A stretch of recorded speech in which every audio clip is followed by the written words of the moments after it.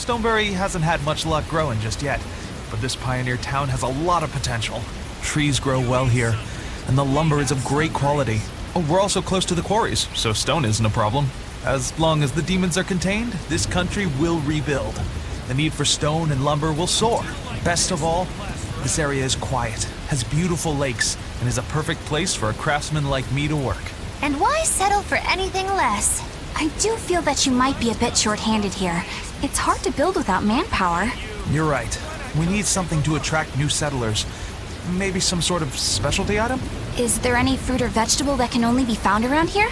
There is a type of potato called the radish bell that we grow, but it's got a few, quirks. If you want to attract people, you should just ring a bell. Come to Stonebury, where the money grows on trees. A bell tower, huh? That might actually work. We can even use local stones for the bell. The Stonebury Stone Belfry.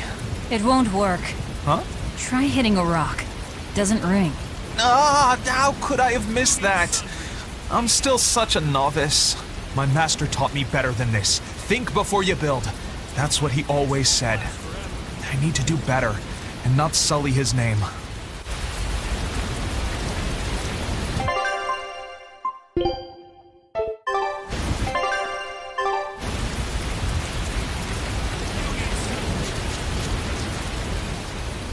I was on my way home from a trip to Logres, crossing the Aldina Plains, when I saw it.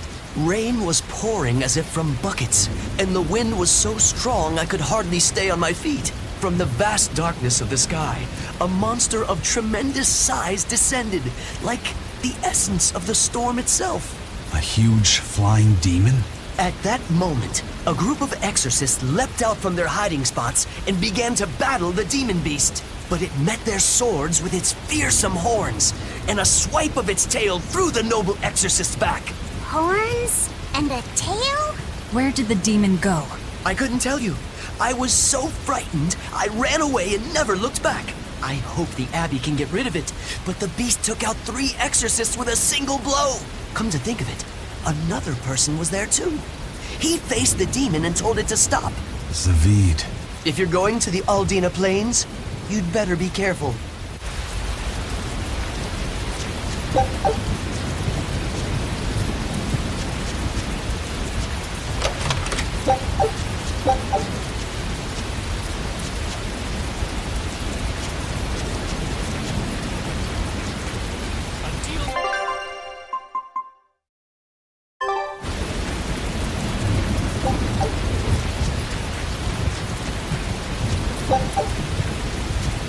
The water around here is ideal for producing wine and spirits. I've been thinking about fermenting something new. What will you make? This region's specialty is berries, so a berry wine? But the chilly air and level of humidity here should be just right for making an amber draft, don't you think? Considering the geography around here, the water must contain a high mineral content. If you use it to make a rice wine, the taste will be unique. I've considered all those options, but I must create something that can surpass my greatest rival, Sleeping Princess. But that's nearly impossible to make. Exactly. Not an easy task, to say the least. Sleeping Princess is made by filling an emerald cask with water from an enchanted mountain spring and sitting it in direct sunlight for 7 years. The water's magic causes it to change color each year.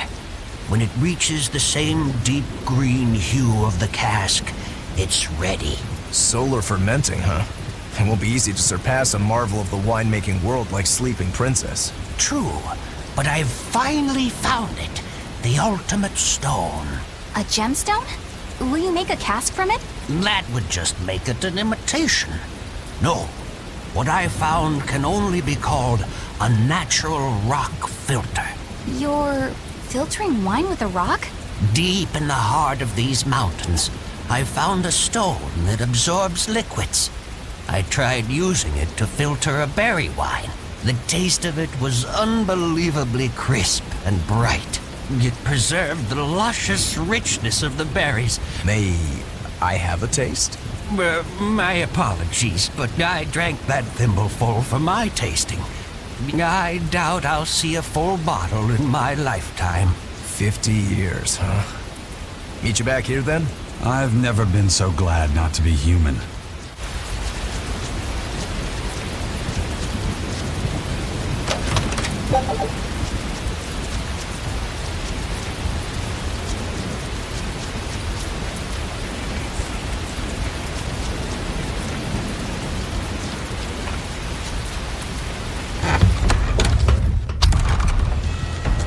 Hey there. Our meeting like this must be Providence, meow. We're in a hurry. Save it, cats. All the better, meow. I've just stumbled upon a perfectly nifty piece of stone just for you. What's it for? That's not a geoboard, is it? Bingo! I dug it out of some ruins, meow. They were made by Norman Meowny years ago for surfing along Earth pulses, but I can't use it, so I figured I'd pawn it off on someone else who could, meow. Wait, Norman made this? That doesn't exactly inspire confidence. Don't be so mean! We're capable of exceptional things! Sometimes. When a Norman speaks their own name, the board springs to life and whisks its masters away at top speed. They'll even plow right through weak demons. You can say it's our masterwork, even if we sorta stumbled on it by accident. Huh. Well, then I apologize. So we can ride this as long as we have Bienfu with us, right? Well, kind of. Do you have to use your true name to activate it? Not my true name, no. My Norman name. Wouldn't that just be Bienfu? No. Norman have a separate name that goes something like Norman so-and-so. It's almost more a title than a name. Often the name has something to do with what they're good at. Something like attack, or chain, or aqua. Right. You could say names like Bienfu and Grimoire are more like stage names. I actually don't know Bienfu's Norman name, but I can't wait to find out. What is your name, Bienfu? Come on, out with it. We're in a hurry. Norman Brave. Whoa, look at that! Wait, Bienfu. Your Norman name is Brave? That is so deliciously absurd! Why do you think I've never told you before, Bien? At least the board works, meow. And if we get on this board, it'll move us around? Well, about that. The board propels itself by pushing against Earth pulse flows. To do that, the board needs information on the flows, but this one here's a completely blank slate, meow. First, you need to find the geotrees in each area. They serve as a conduit between the surface land and the Earth pulses, meow. Once you've actually located a geotree, you can record that area's Earth pulse data into your geoboard, meow. Got it. This area's geotree is right over there, meow. All right then. So long as we find more geotrees, we'll be able to use the geoboard to travel much more quickly.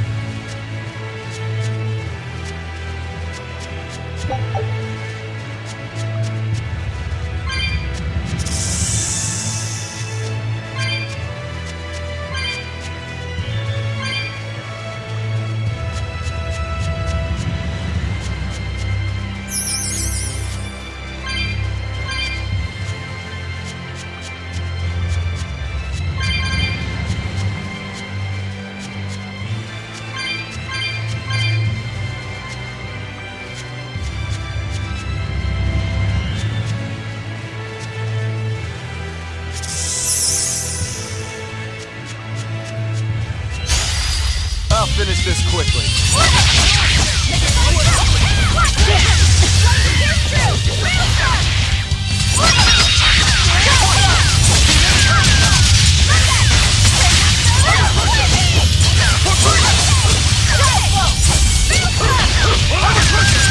That's I unleashed all my power.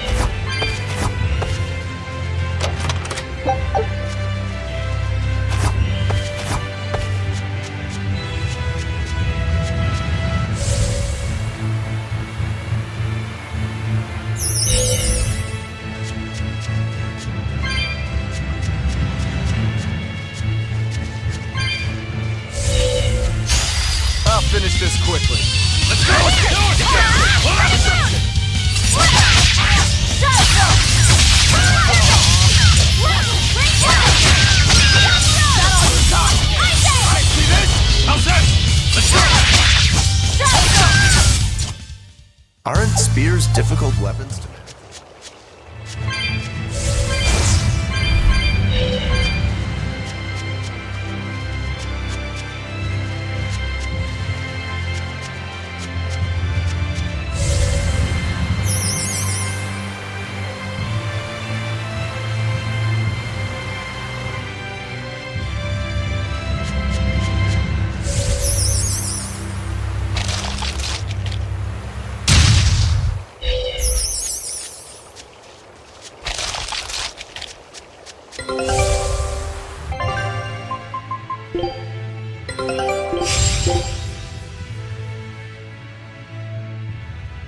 Scout.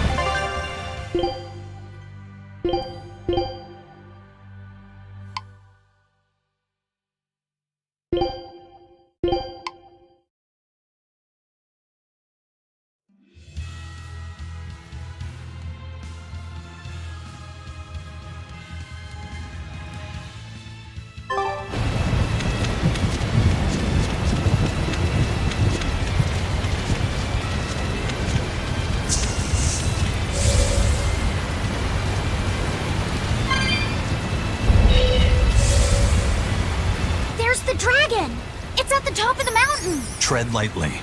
Let's try not to provoke it.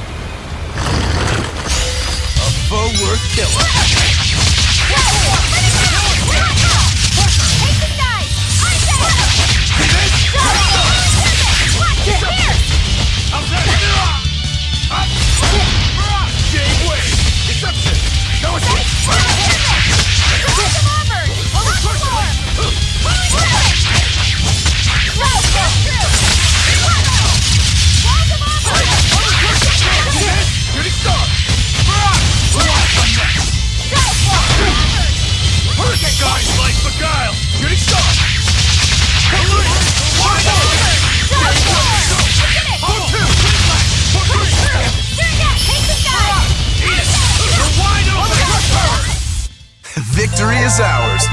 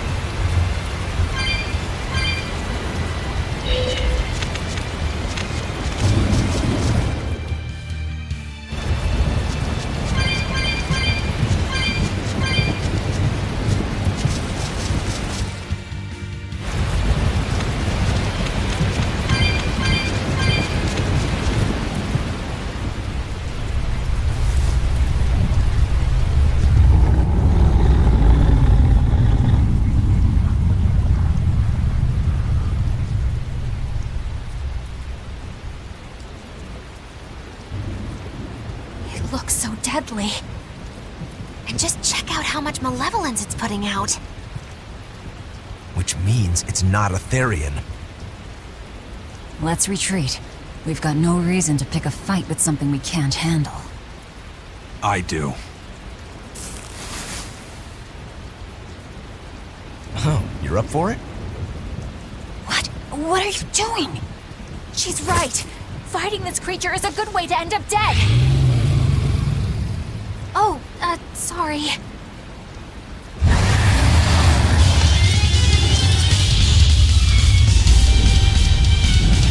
Well, no turning back now. Let's go! Damn it, this wasn't part of the plan. Yeah, but training like this doesn't come around every day. Be on your guard. One wrong move and you're done for.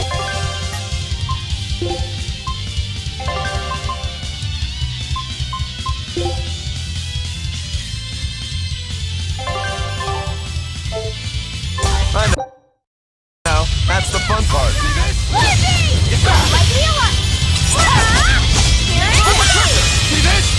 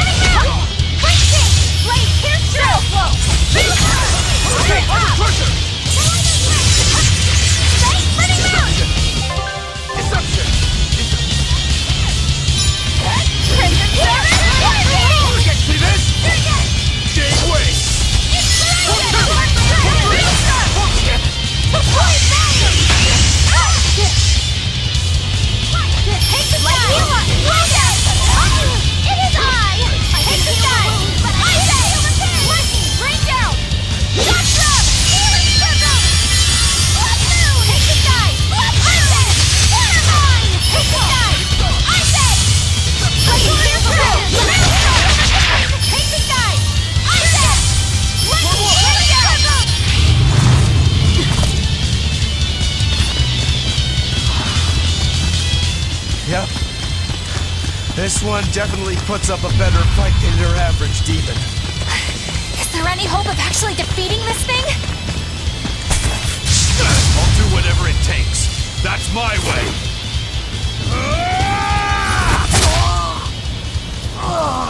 Savine! Yeah. I see you're out for blood, as usual. You knew, didn't you, Eisen?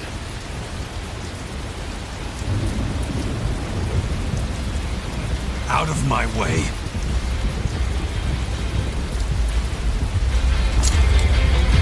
What? Are you protecting the dragon? She's not a dragon! Huh? Back off, or I'll make you back off.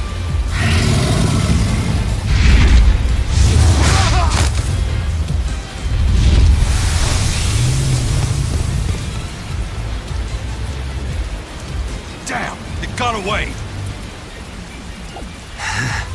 That hurts, babe. And here we hadn't seen each other in so long.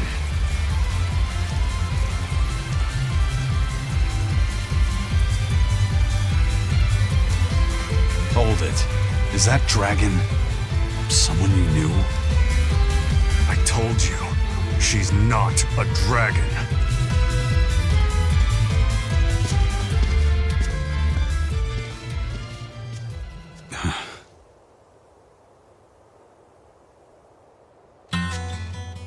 So, it seems old Check Out My Pecs and the dragon have some kind of close ties. Did I hear you right? We're talking about a dragon here. I know what I said. But how could that be? When Malachim are tainted by malevolence, a dragon is what ultimately results. So you're saying that dragon was a Moloch Zavid once knew? She must be who he was praying for back in town. Yeah, most likely. But do Malachim put out malevolence like humans do? No, not by themselves they don't. But if one remains in contact with humans or demons who do, it will eventually taint her, and she will become a dragon. What about you, kiddo? You feel anything weird after you got thrown into the Earth Pulse at the Empyrean's throne? I did, yeah. Can't say I'm surprised. The air there was thick with malevolence being sent on its way to we know me not. If I'd stayed there, I might be a dragon too. Is having a vessel not enough to prevent a Moloch from transforming? A vessel can reduce the effect, but not eliminate it. By stripping their Malachim of consciousness, the Abbey exorcists seem to be able to inhibit the transformation. But nothing in this world is guaranteed. Can a dragon ever be changed back into a Moloch? Nope. Just like with demons, there's no going back. Do they still hold on to some part of who they were? You saw that dragon. What do you think? Well, that's... But Zavid still won't kill it. Must be his creed at work. Eisen, listen. Whatever business you and Zavid have with that dragon, I don't care. Do what you have to. But I won't tolerate you getting the rest of us involved in it again. Do I make myself clear? You've got it. Good. Now, let's get back to the Therian hunt. We'll regroup in Titania.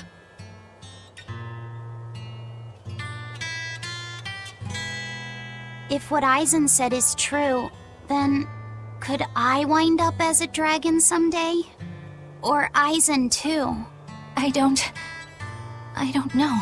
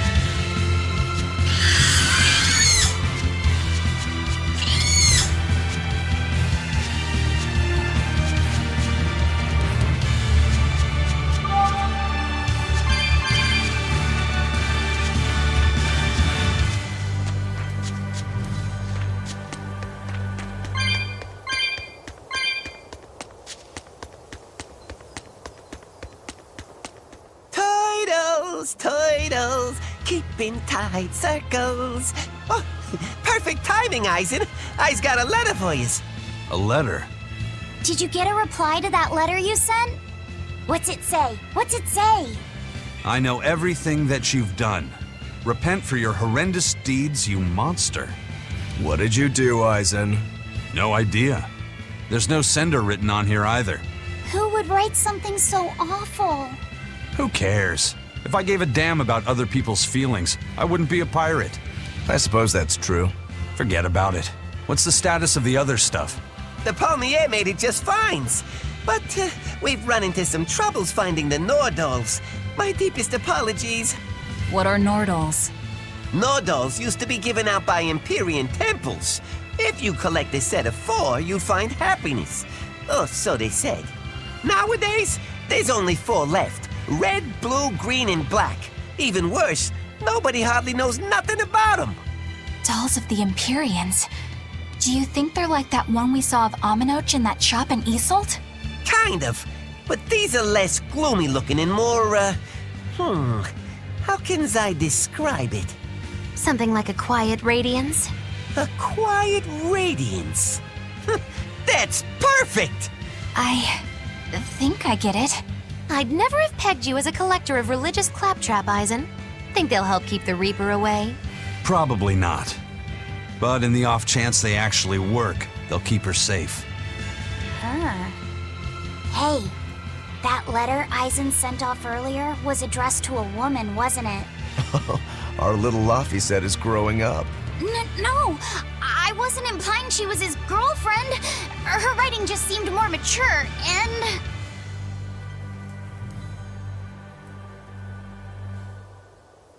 It's nothing like that. She's my younger sister. I didn't know you had a sister. She's the only family I have left. She and I live apart for various reasons. I'm guessing your death curse is one of them, huh? Mogiloo! So that's why.